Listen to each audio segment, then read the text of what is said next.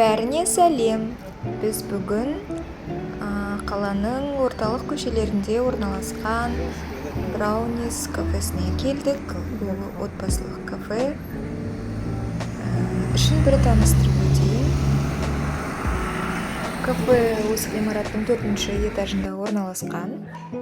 Іші жайлы, жарық, және де спирттік өнімдер сатылмайды. Тағамдары дәмді. Мен өзім рамен ішкім кеп қатты аңсап келдім. Ал баға жағынан айырмашылығын видеоның соңында көресіздер. Сонымен апельсиновый фрешқа заказ бердім. Рамен. Бұл самый стандартный рамен. Енді түрін әдемілеп түсіруге ұмыт кетіппін. Десертке тәттілерден сникерс салдым.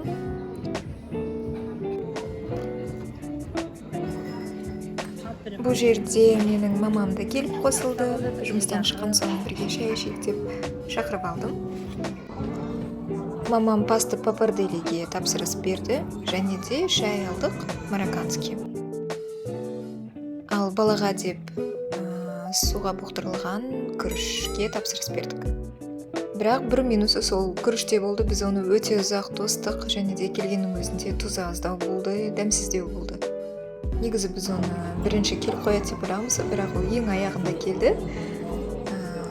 Соның өзінде көп сұрай бергендіктен қайда біздің күрішіміз деп қайта-қайта айтқан соң әйтеуір алып келді.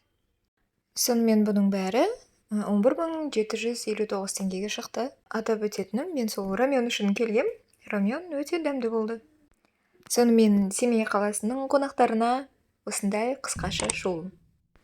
Каналыма тіркеліп қойыңыздар, бұл жерге пайдалы және қызықты видеолар жүктеліп тұрады.